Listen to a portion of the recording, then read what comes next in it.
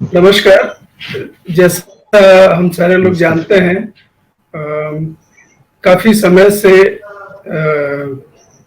चर्चा में राम मंदिर है, देश के राम जन्मभूमि का मंदिर। और सब लोगों का ऐसा मानना है कि अगर कोरोना की ये दो लहरें नहीं आई होती तो अभी पूरा देश राम मंदिर निर्माण की ही चर्चा में डूबा हुआ होता है। वो चर्चा आई, लेकिन दुर्भाग्यवश जैसी सोची गई थी वैसी नहीं आई, कुछ अलग रूप में वह चर्चा आई। एक जमीन घोटाले की चर्चा पिछले 2-3 दिन से हवा में है। वो है या नहीं है, इस बारे में हम लोग बात करना चाहते हैं। खुद अयोध्या से ही जुड़े हुए कुछ महारथी हमारे बीच में हैं। अनिल सिंह जी हैं, महत्वपूर्ण कवि हम लोगों के समय के हिंदी के, और अवध विश्वविद्यालय में एसोसिएट प्रोफेसर हैं। त्रिभुवन नारायण तिवारी जी हैं, हमारे पास पत्रकार हैं और राजनीतिक दिलचस्पी रखते हैं, गहरी राजनीतिक दिलचस्पी रखते हैं। बीच में हो सकता है कि विकास श्रीवास्तव जी भी हमसे जुड़े। तो हम लोग इस बारे में जानना चाहेंगे एक पहली बातचीत में कि ये माजरा क्या है, चर्चा क्या है, क्योंकि हम दूर बैठे हुए हैं, बहुत सारी चीजें हमको पता भी नहीं है। तो बस इतना मालूम है कि पवन पांडे जो बीजेपी से पहले विधायक चुने गए थे, समाजवादी पार्टी समाजवादी पार्टी से पहले विधायक चुने गए थे, और आम आदमी पार्टी के सांसद संजय सिंह, इन दोनों लोगों ने ऐसे कागजात पेश किए कि मार्च में एक जमीन का सौदा हुआ था अयोध्या में, जिसमें कि 2 करोड़ में एक जमीन खरीदी गई, और उसके 15 मिनट के अंदर 18.5 करोड़ रुपए में ट्रस्ट ने, राम जन्मभूमि ट्रस्ट ने उसको खरीद लिया। तो ये एक चकित करने वाली बात है, लेकिन इसको दूर से हम लोग सुने और जाने, इसके बजाय अयोध्या के लोग इस बारे में क्या बता रहे हैं, इसको सबसे पहले हम लोग जाना जाए।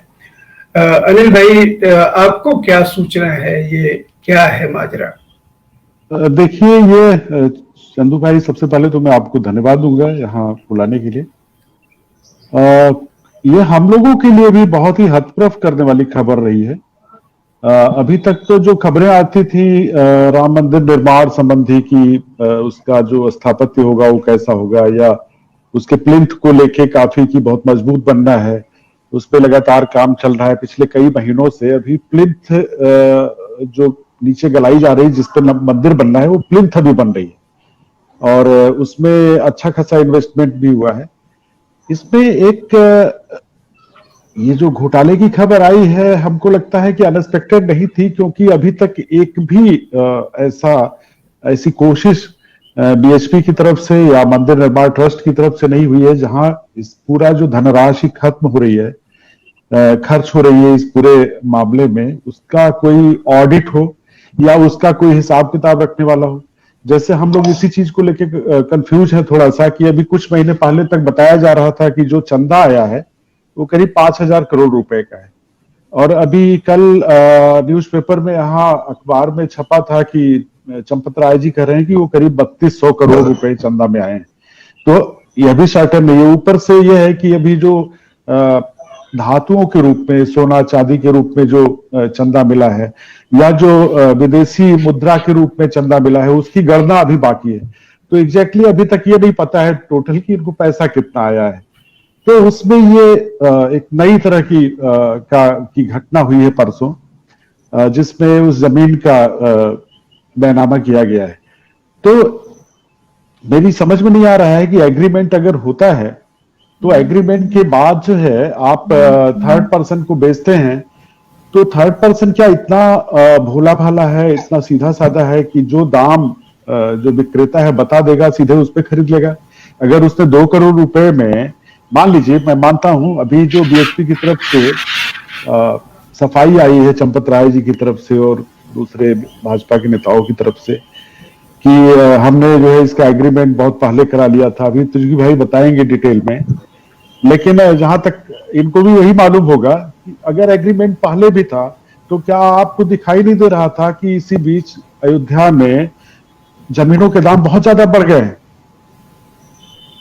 और कोई भी जो क्रेता है क्या उस पर बागे फिर कहा जा रहा है कि जो मार्केट रेट है, डीएम सर्किल रेट है उस जगह की, रेलवे स्टेशन के पास जगह है, उससे पूरी जो जमीन की कॉस्ट है वो करीब 5-5.5 करोड़ के आसपास की। तो फिर ये 5 मिनट के बाद ही 18.5 करोड़ रुपए में डील कैसे हो गई? तो कई सारे लैप्सेज हैं जिसपे कोई साफ साफ जवाब अभी तक किसी भी बीएसपी के पदाधिकारी की तरफ से या बीजेपी के पदाधिकारी की तरफ से नहीं आया है। बाकी जो उनका अपना मीडिया जी जी जी तो जैसा अनिल सिंह जी ने बताया कि ये एक पहलू है जिसमें कि लोग काफी संदेह की दृष्टि से इस सौदे को देख रहे हैं, और दूसरा पहलू यह है जो कि ट्रस्ट की तरफ से कहा गया है, जो उसके बारे में सफाई दी गई है वह तो एक चीज है ही। इसके अलावा जो दूसरी बात जो पॉलिटिकल लेवल पर कि भाई ये सवाल ऐसे लोग उठा रहे हैं जिनका न मंदिर से कोई लेना है न देना है, न जिन्होंने चंदा दिया और जो लगातार इसका विरोध करते रहे हैं, वही लोग पहले भी विरोध करते थे और वही लोग अब भी विरोध कर रहे हैं। तो ये चूंकि शुरू से जब बात चली है तब से यह एक राजनीतिक मुद्दा भी रहा है। आस्था को राजनीतिक मुद्दा नहीं होना चाहिए, लेकिन दुर्भाग्यवश है। तो हम त्रिभ नारायण तिवारी जी हम लोग ये जानना चाहेंगे, लेकिन सबसे पहले तो ये कृपया बताया जाए कि ये जो जमीन है ये मंदिर से कितनी दूरी पर है? ये मंदिर के पास में, क्या मंदिर के निर्माण में इसकी जरूरत है या ये जगह दूर की है? मंदिर को बनाने में भी जरूरत पड़ सकती है। ये कितनी दूरी पर ये जमीन है? त्रिवेदी जी बताएंगे। देखिए भाई साहब, यह जमीन जो है राम जन्मभूमि मंदिर निर्माण जहां हो रहा है वहां से 2-2.5 किलोमीटर दूर है। लेकिन इस संबंध में मुझे यह कहना है कि राम जन्मभूमि तीर्थ क्षेत्र ट्रस्ट ने बहुत अरसे पहले से ही कह रखा है कि मंदिर निर्माण के लिए वास्तुविद के अनुसार हमको और कुछ जमीनें चाहिए, अगल बगल के कुछ और मंदिरों को हमको सुलह समझौते के आधार पर लेना पड़ेगा। अब वो उन मंदिरों को जो सुलह समझौते के आधार पर ले रहे हैं या लेना चाहते हैं, उनको ये लोग कहीं सुटेबल जगहों पर जमीन भी दे रहे हैं, पैसा भी दे रहे हैं, तभी तो समझौता हो पाएगा। इसलिए बाहर भी कुछ जमीनों को ये विश्व हिंदू परिषद राम जन्मभूमि तीर्थ क्षेत्र ट्रस्ट के लोग तलाश रहे हैं। जहां तक इस जमीन का सिलसिला है, यह जमीन अयोध्या रेलवे स्टेशन से ठीक सटी दक्षिण तरफ है। अयोध्या रेलवे स्टेशन का विकास हो रहा है। अयोध्या रेलवे स्टेशन का दूसरा गेट दक्षिण तरफ बनेगा, उधर से भी आना जाना होगा, वहां भी द्वार रहेगा। इसलिए इस जमीन की कीमत बहुत ऊंची होगी, भविष्य के लिए कॉमर्शियल लैंड हो सकती है। एक बात।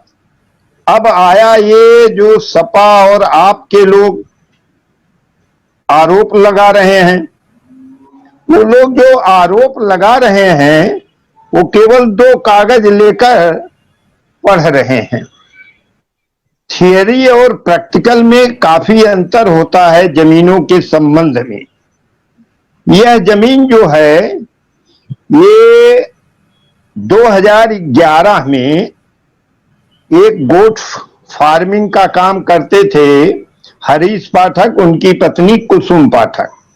इन लोगों को एक एग्रीमेंट कर दिया। एग्रीमेंट में ये हुआ, एग्रीमेंट टू सेल, इन्होंने निश्चित समय पे लिखाया नहीं, वो एग्रीमेंट 14 में बढ़ गया, 19 में बढ़ाना पड़ा।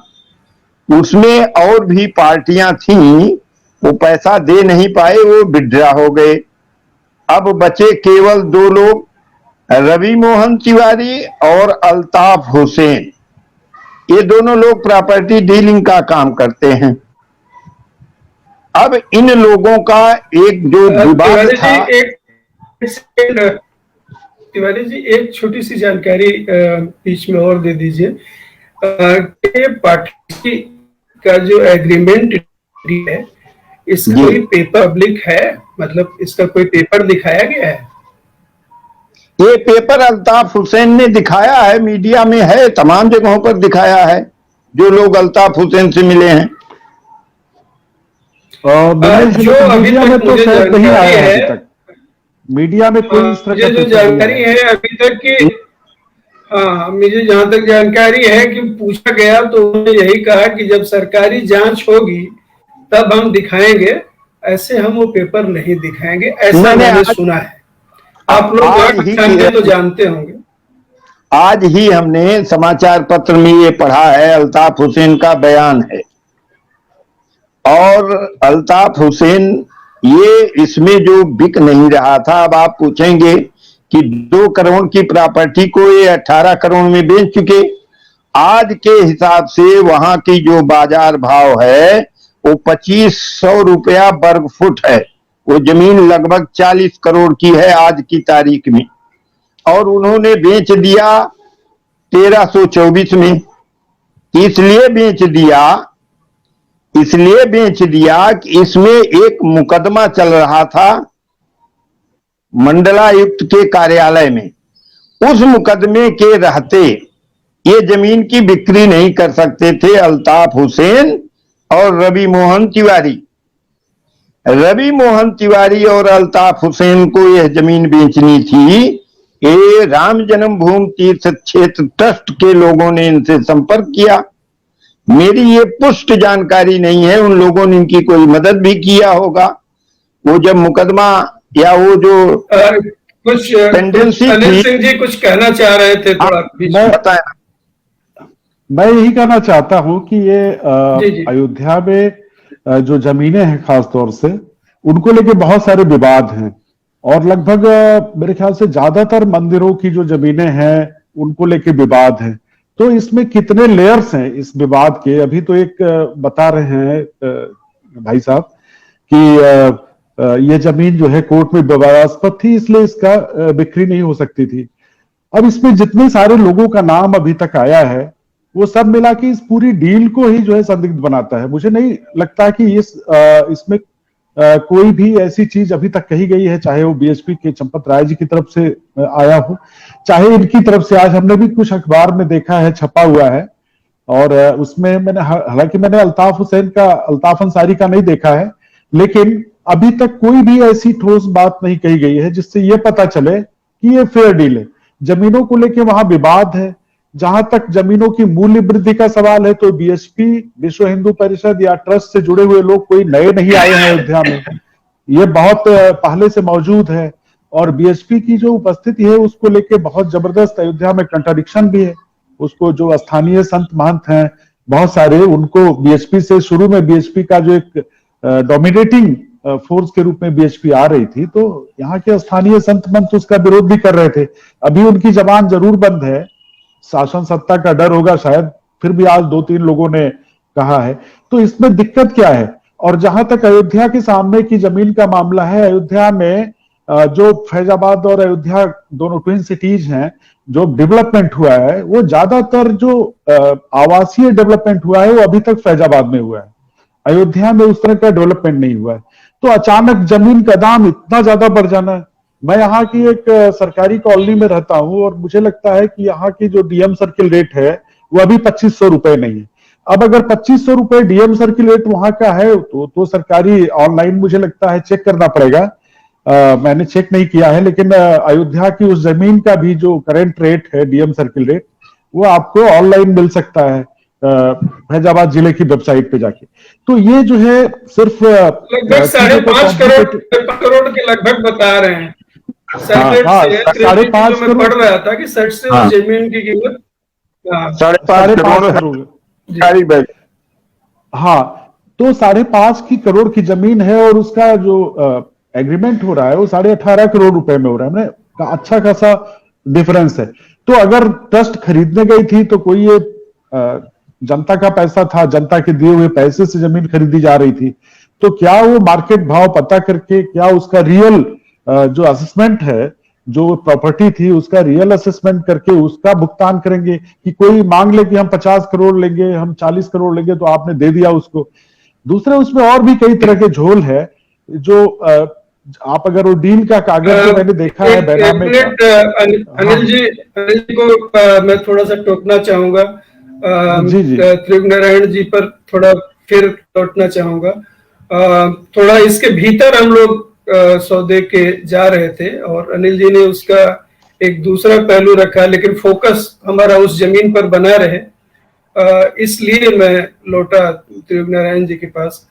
तो ये एक जो संदेह हो रहा है, हम सारे लोगों के दिमाग में जो एक संदेह हो रहा है कि मान लीजिए किसी भी जमीन पर उंगली रख दिया जाए, कोई भी जमीन हो उस पे उंगली रख दिया जाए, उंगली रख के उसकी कुछ भी कीमत अदा कर दी जाए, उससे यह कैसे पता चलेगा कि वो फेयर डील है? और ये कि जैसे मान लीजिए 18 करोड़ रुपया किया गया, ट्रांसफर किया गया, उसमें से 9 करोड़ रुपया या 10 करोड़ रुपया अंडर हैंड वापस नहीं ट्रांसफर कर दिया गया, जिसको अमानत में खयानत का केस जिस पे चलता है, यह कैसे पता चलेगा? अभी जैसे ये बात आई है कि भाई जो प्रशासन कह रहा है कि 5.5 करोड़ की जमीन वो सर्किल रेट से निश्चित रूप से ज्यादा और कम डील है। मैंने कुछ समय पहले एक जमीन खरीदा था तो सर्किल रेट की चौथाई कीमत पर, इसलिए कि वहां जमीन की कीमत नहीं बढ़ी, सर्किल रेट बढ़ गया था, वहां बिक नहीं रही जमीन। तो मैंने लिया, बाद में मुझे पछतावा हुआ कि मैंने क्यों खरीदा, इतना ज्यादा रजिस्ट्री देनी पड़ गई मुझे। तो कम पर भी बिकती है, ज्यादा पर भी बिकती है, अक्सर ज्यादा पर बिकती है। तो ये जो चीज है कि जमीनों को लेकर किस तरह का खेल का जो भय है, और आमतौर पर हम देखते हैं कि किस तरह से धंधेबाजी होती है, तो इस पहलू पर भी प्रकाश डालें नारायण जी। देखिए, मैं पहले जो आरोप लगाए जा रहे हैं वो मैं बात कर रहा हूं। देखिए, उनके आरोप को, उनके कागज को हम झूठा नहीं कह रहे हैं, लेकिन उन्होंने कुछ चीजों को छिपा रखा है। जैसे जो एग्रीमेंट टू सेल हुआ था, पहले एग्रीमेंट टू सेल जो है निरस्त होगा तभी बैनामा हो सकता है। उसी दिन 3 कार्यवाही हुई है। एक पहले जो एग्रीमेंट टू सेल था वो रद्द हुआ, फिर उसके बाद एग्रीमेंट टू सेल प्रयोग जी अभी तक सामने ही नहीं आया है, दिक्कत यही है। अरे कोई वहां जाएगा, वो कागज कहीं है ही नहीं पब्लिक डोमेन। अरे मान्यवर, ये रजिस्ट्री दफ्तर के रजिस्टर में एक पन्ने पर 3 ऑर्डर हैं उस दिन। पहला ऑर्डर है कैंसिलेशन एग्रीमेंट टू सेल, दूसरा ऑर्डर है बैनामे का जिसमें अल्ताफ हुसैन को पाठक वगैरह ने, पाठक और श्रीमती पाठक ने बैनामा किया। तीसरा है कि अल्ताफ हुसैन रवि मोहन तिवारी ने ट्रस्ट को एग्रीमेंट टू सेल लिखा। 3 है, ये लोग केवल 2 दिखाते हैं, तीसरा कौन दिखाएगा? और जहां तक तीसरा तो इसको दिखाना चाहिए ना, जिसने बेचा है और जिसने खरीदा है उसको दिखाना चाहिए ना तीसरा। ऐसा है, दिखा रहे हैं अभी, ये यहाँ से संदेह पैदा हो रहा है। ऐसा है, संदेह उसमें ये नहीं पैदा होना चाहिए, उसमें समझने का फेर है, कंफ्यूजन है, भ्रम है। मुझे वो लगता लोग है जो बताते हैं उनकी बात तो सही है, उसमें लिखा है सही बात यह है, देखिए मैंने आपसे कहा कि थ्योरी अलग होती है, प्रैक्टिकल अलग होता है। इन लोगों ने उन प्रॉपर्टी डीलरों से जब एग्रीमेंट टू सेल के लिए बात की होगी, तय किया होगा, आप क्या जानते हैं कि अगर उसी दिन ये तीनों कार्यवाही एक साथ न होती तो जमीन वहां की थोड़ो पाते। इसलिए ये कार्यवाही की।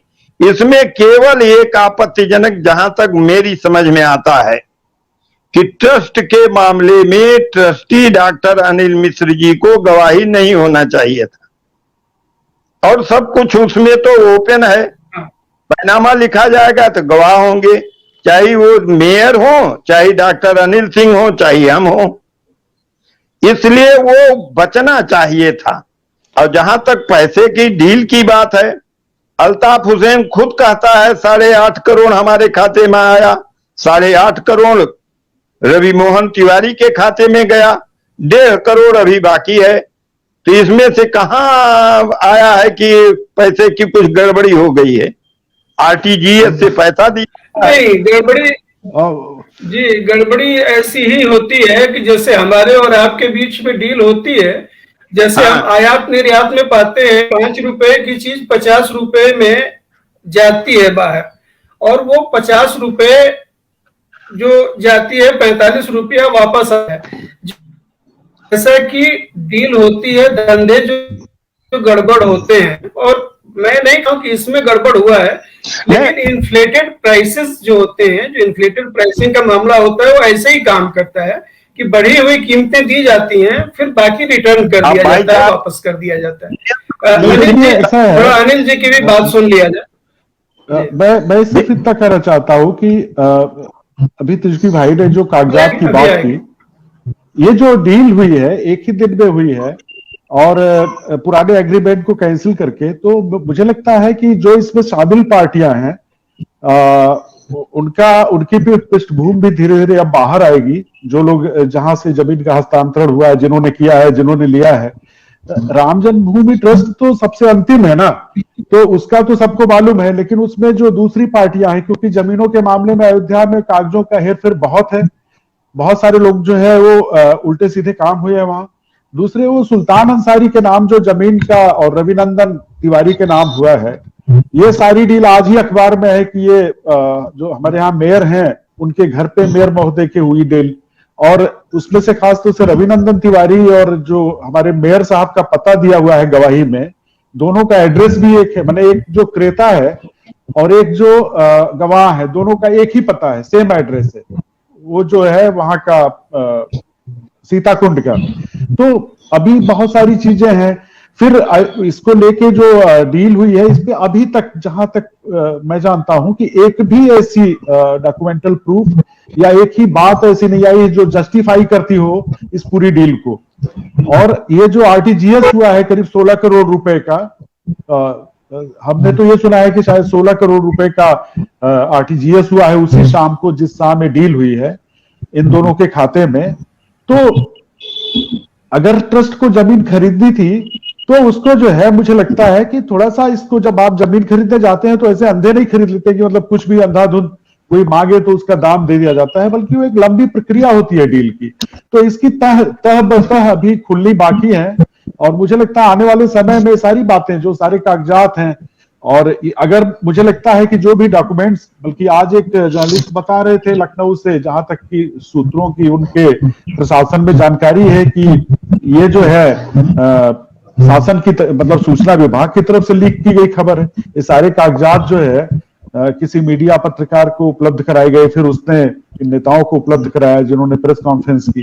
तो एक ये भी पहलू है कि ये जो ये सब हो रहा है, इसके पीछे और क्या इसके निहितार्थ हैं, ये भी हमको लगता है कि तुर्की भाई भी इस पे कुछ कमेंट कर सकते हैं।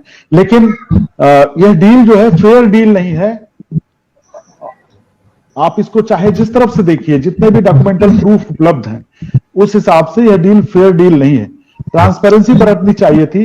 दूसरी बात यह है कि इतनी बड़ी संस्था है, इतने बड़े पैमाने पर राजस्व इकट्ठा हुआ है, और एक सार्वजनिक संस्था है, तो एक पारदर्शी व्यवस्था होनी चाहिए जहां एक एक पैसे का हिसाब हो, क्योंकि वो सार्वजनिक पैसा है, और वो उसका पालन नहीं किया गया है। ये सबसे दुखद है। इस डील के 3 महीने बाद यह खबर आई है, तो ये भी है कि ये खबर निकाली गई है, मतलब ये खबर या तो किसी ने दी या फिर किसी ने घुस के निकाला। ये पारदर्शी रूप से तो ये चीज नहीं हुई है। ध्रुव नारायण जी इससे बताएंगे, जो बता रहे थे, हमने इनको बीच में टोका, मैं क्षमा चाहता हूँ। अब इस पे आप जो कह रहे थे बात उसको देखिए, अयोध्या के बाबत जमीनों का जो डॉक्टर अनिल सिंह जी कह रहे हैं काफी विवादित है, काफी झगड़ालू है, काफी मुकदमा है, एक एक जमीन का 8-8 बार बैनामा है, एग्रीमेंट है, सब ठीक है, उसमें हमको कोई आपत्ति नहीं, वो सही है। लेकिन यह भी सही है कि अयोध्या की जमीनों की कीमत इसमें आसमान छू रही है। 2500 रुपया वर्ग फुट के हिसाब से जोड़ डालिए तो उतनी जमीन की कीमत 40 करोड़ है। मेरा तो इसमें कहना ये है, ये जो लोग फालतू चिल्ला रहे हैं, जरूरी नहीं है त्रियोगी जी, ये जरूरी नहीं है, उस जमीन की कीमत 4 पैसे भी नहीं हो सकती है। अगर वो झगड़े में रहे, अगर वो विवादित जमीन रहे, तो अब कहा नहीं है कि वो, अरे मान्यवर सुनिए, वो जमीन अब नीट एंड क्लीन है, कोई विवाद नहीं था, जो विवाद था वो हट गया है, उसमें फैसला आ चुका है, इसीलिए वो 2011 से अब तक बैनामा नहीं हो पा रहा था। अब वो मुकदमा हट गया है, इसलिए अब वो जमीन पूरी नीट एंड क्लीन हो गई है। और मैं कह रहा हूं, ये तो ये बोलना चाहिए कि राम जन्मभूमि तीर्थ क्षेत्र ट्रस्ट ने 18 करोड़ में 50 लाख की जमीन ले लिया। स्थिति ये है। मुकदमा कौन सा था? मुकदमा किसके बीच में था? इस मुकदमे पर तो कोई खबर नहीं है, कृपया बताएं। सुन्नी वक्फ बोर्ड के लोगों से संपर्क करिए। सुन्नी वक्फ बोर्ड के लोगों ने मुकदमा किया था, जो मुकदमा पेंडिंग था बहुत दिनों से, इसीलिए बैनामा नहीं हो पा रहा था। और जब कोई बैनामा होता है तो इसमें दो पार्टी कौन थी जिनके बीच में मुकदमा था? अरे ये सुन्नी वक्फ बोर्ड के लोगों ने, अयोध्या के लोगों ने मुकदमेबाजी कर रखा था, इसीलिए जमीन बिक नहीं रही थी। और जो पाठक हैं, ये हरीश पाठक और सुन्नी वक्फ बोर्ड के बीच में मुकदमा था।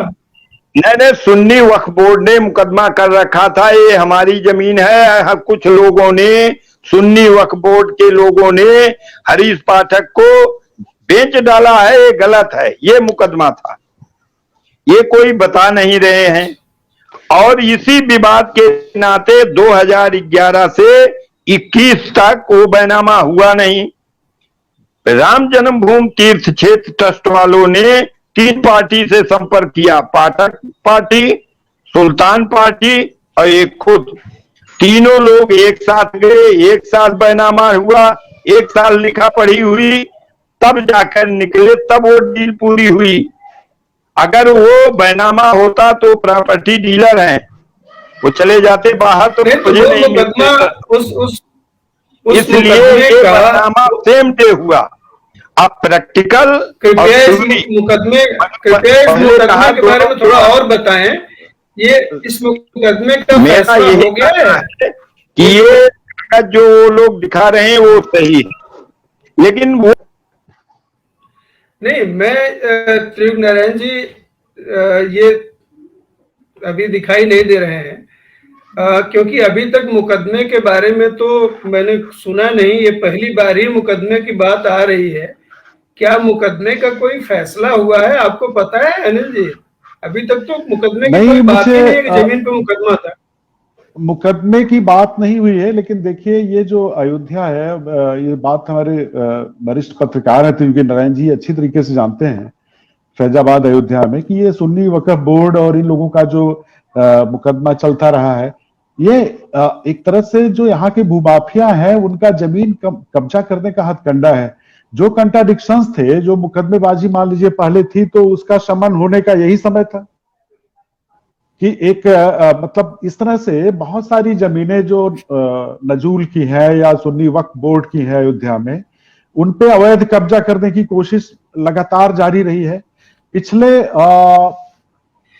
पूरे राम मंदिर आंदोलन के दौर से ही अयोध्या में जो पुराने स्ट्रक्चर्स हैं, खासतौर से बिल्डिंगें हैं या मंदिर हैं, मस्जिद हैं, तो उनको बनवाने के लिए, उनका रिनोवेशन कराने के लिए गवर्नमेंट से, डीएम से परमिशन लेना पड़ता है। तो ज्यादातर मुस्लिम मामलों में पुलिस रोक लगा देती है, वो कहती है कि नहीं, इससे लॉ एंड ऑर्डर होने की संभावना है। तो वो कहते हैं कि नहीं, ये यहाँ आप इसका पुनर्निर्माण नहीं करा सकते हैं। फिर धीरे धीरे उन जमीनों पे कब्जा करने की कोशिश होती है, कागजी हेर फेर करके। और आप जानते हैं कि जो लैंड डील्स होती हैं, जिसमें सही बात है, भूमाफिया शामिल होते हैं, वहां कोई चीज प्रॉपर और फेयर नहीं होती है।